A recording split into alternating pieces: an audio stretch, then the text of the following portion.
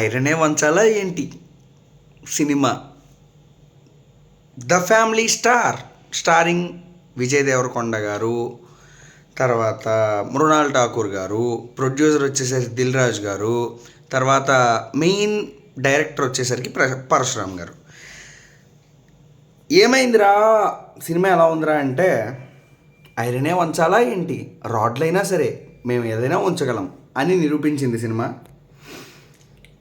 సినిమాలో ఒకటే చెప్తాను, అసలు సినిమా హిట్ అవ్వాలి అంటే 1 actor, 2 direction, 3 music, 4 concept, 5 performances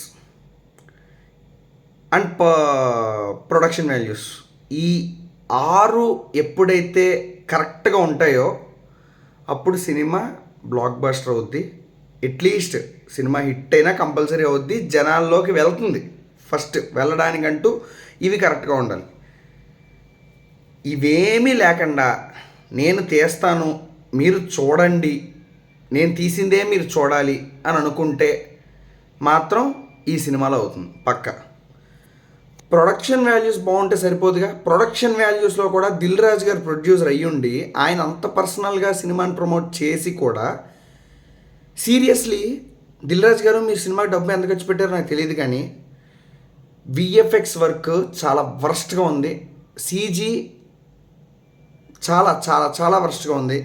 and direction గురించి మాత్రం నేను మాట్లాడతాను భయ్య, అది నాకు కాలుతుంది గట్టిగా, అది పక్కన పెడదాం. పర్ఫార్మెన్సెస్ పాపం కొండన్న అంటే విజయ్ దేవరకొండ గారు చాలా బాధేస్తుంది మిమ్మల్ని చూస్తుంటే. ఆఫ్టర్ ట్యాక్సీ వాళ్ళ, నాకు తెలిసి గీత గోవిందం ట్యాక్సీ వాళ్ళ తర్వాత చేస్తున్నారు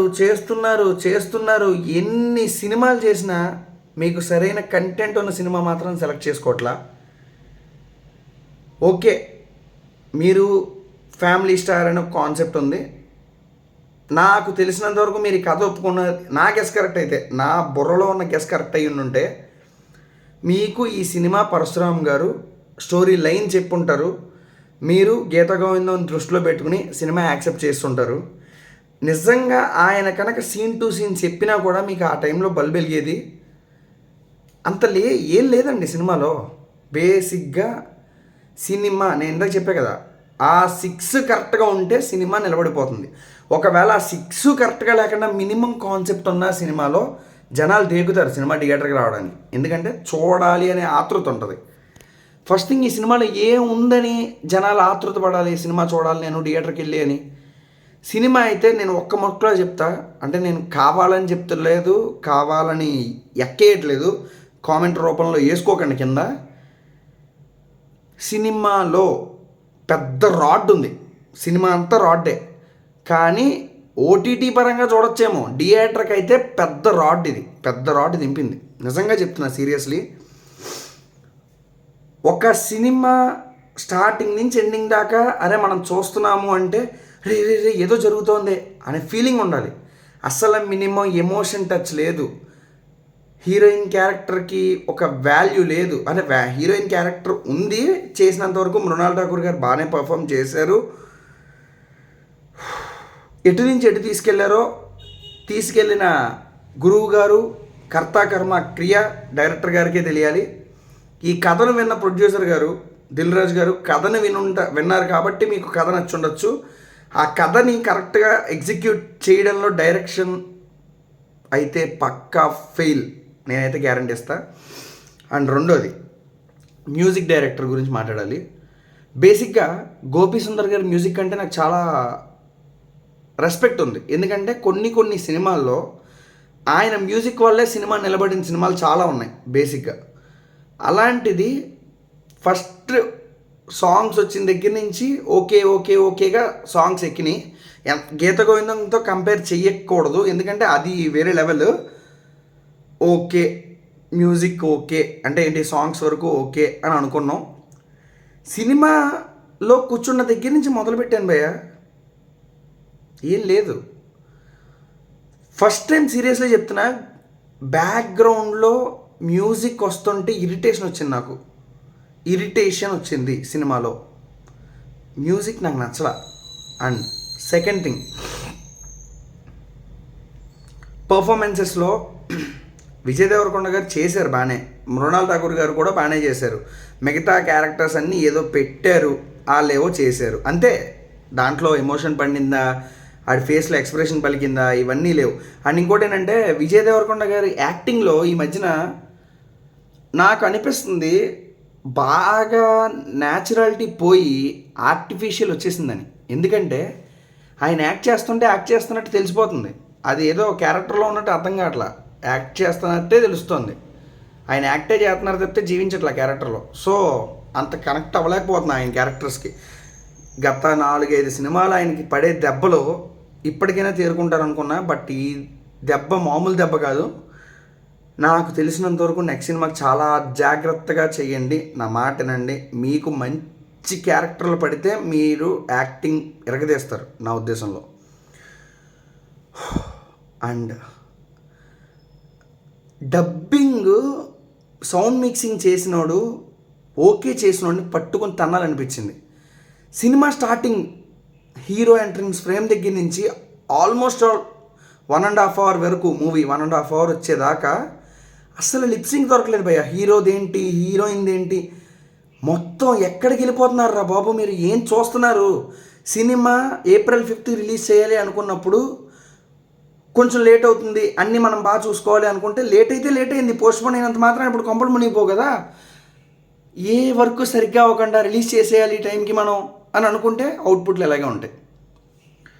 లాస్ట్ అండ్ ఫైనల్ భయ్య, ఇప్పుడు మాట్లాడతాను నేను డైరెక్టర్ గారి గురించి.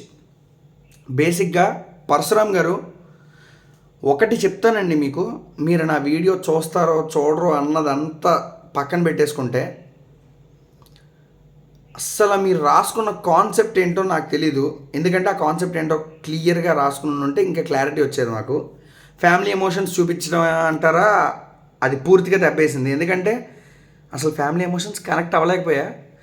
కొన్ని పోర్షన్స్లో ఒకే ఒక పోర్షన్ నచ్చిందండి. ఇంటర్వెల్ సీక్వెన్స్ దగ్గర ఒక సీన్ ఉంటుంది, అదైతే నాకు చాలా బాగా నచ్చింది. అండ్ రెండోది ఏంటంటే కొన్ని పోర్షన్స్లో ఏదో అలా హ్యూమర్ టచ్ అయినట్టు స్మైల్ వచ్చింది. మిగతా అన్ని పోర్షన్స్లో ఏదో వెళ్తోంది సినిమా, ఏదో నడుస్తోంది, మనం చూస్తున్నాం ఇంతే. ఇదే ఫీలింగ్ నాకు. అర్రే హై ఇచ్చే మూమెంట్ ఏది అని వెతుక్కుంటే ఒకటి కూడా దొరకలా. ఒకే ఒకటి ఇంటర్వెల్లో జస్ట్ ఓకే అని అనిపించింది అంతే. అండ్ ఒకటైతే ఉంది భయ్య, ఇది ఆఫ్ ద రికార్డ్, సినిమాలో కాదు. నాకు ఎప్పటి నుంచి ఒక కోరిక ఉంది భయ్య. ఏంటంటే నేను సింగిల్గా సినిమాకి వెళ్ళినప్పుడు థియేటర్లో నేను సింగిల్ సీట్లో కూర్చున్నప్పుడు నా పక్కన కూడా ఎవరో ఒక అమ్మాయి సింగిల్గా సీట్లో కూర్చోవాలని నా కోరిక. బేసిక్గా ఈ సినిమా వంకదో అది ఆ కోరిక తీరింది భయ్య. ఏదైనా చిన్న సాటిస్ఫాక్షన్ సినిమాలో ఉంది అంటే కేవలం అది. నేను సింగిల్గా వెళ్ళాను, అమ్మాయి సింగిల్గా నా పక్కన కూర్చుంది, సినిమా చూసింది, అదే చిన్న సాటిస్ఫాక్షన్ భయ్య. అంతకు మించి సినిమాలో నేను ఆహా అనిపించే సీన్ ఒక్కటి కూడా లేదు. ప్లీజ్, డైరెక్షన్లో నాకు చాలా చాలా చాలా బాధేసింది. డైరెక్షన్ సరిగ్గా చేయలేదు ఆయన. మిమ్మల్ని ఆల్మోస్ట్ నాకు తెలిసి అంత నమ్మి సినిమా ఇచ్చినప్పుడు ఎందుకు సరదాగా సినిమాలు తీస్తారో నాకు అర్థం కావట్లా. ఎందుకంటే అంత ఖర్చు పెడుతున్నారు కదా మీరు సినిమాలకి. అంత ఖర్చు పెట్టినప్పుడు చాలా హోప్స్ పెట్టుకుని జనాలు ఎదురు చూస్తున్నప్పుడు అలాంటప్పుడు మంచి అవుట్పుట్ ఇవ్వాలా అక్కర్లేదా చెప్పండి మీరే. ఇందుకే డైరెక్టర్స్ మీద నమ్మకం పోతుందండి. మంచి సినిమాలు తీస్తున్నప్పుడేమో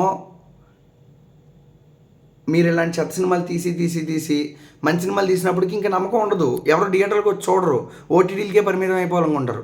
కొంచెం ప్లీజ్ టైం కేటాయించండి స్క్రిప్ట్లకి, మంచి కాన్సెప్ట్లు రాసుకోండి. లేదా ఇలాంటి ఫ్యామిలీ ఎమోషన్స్ చూపించినా కూడా మంచి అవుట్పుట్ ఇవ్వడానికి ట్రై చేయండి. ఏది వర్కౌట్ అవ్వకుండా ఏదో తీసేద్దాం, హీరోని పెట్టేసాం, జనాలు చూసేస్తారు, డబ్బులు వాళ్ళకే కదా పోయేది అన్నట్టు చూస్తే కనుక మీరు పడిపోతారు, మీకున్న పేరు పోతుంది. అది మాత్రం గుర్తుపెట్టుకోండి. ప్రొడ్యూసర్ గారు దిల్ రాజు గారు, మీ బ్యానర్లో సినిమా వస్తుంది అంటే ఒక మినిమం గ్యారంటీ ఉంటుంది. అందులోనూ శ్రీమతి అనిత ప్రెసెన్స్ వస్తుంది అంటే పక్కా ఒక గ్యారంటీ ఉండే సినిమా అని లెక్కేసుకుంటారు జనాలు. అలాంటిది మీ నుంచి ఇది ఎక్స్పెక్ట్ చేయలే. బట్ థియేటర్కి అయితే ఇది అసలు ఏ మాత్రం సరిపోదు. ఓటీటీలో చూడొచ్చేమో. నెగిటివ్గా ఇచ్చాను అనుకుంటే ఎవడైనా హట్ అయి ఉంటే నేనేం చేయలేను భయ్య. నాకు సినిమా ఏం లేదు సినిమాలో. నీకు కావాలని అయితే చెప్పదలుచుకోవాలా. ఇంతకుముందు నా ప్రీవియస్ రివ్యూలు చూడండి. మినిమం నాకు సినిమా నచ్చిందంటే నచ్చేసిందని చెప్పేస్తా. జస్ట్ నార్మల్గా అయినా సరే. ఇది నార్మల్గా కూడా అంత ఏం లేదు. ఏం లేని సినిమాకి నేను బాగుంది అని ఎలా చెప్తాను?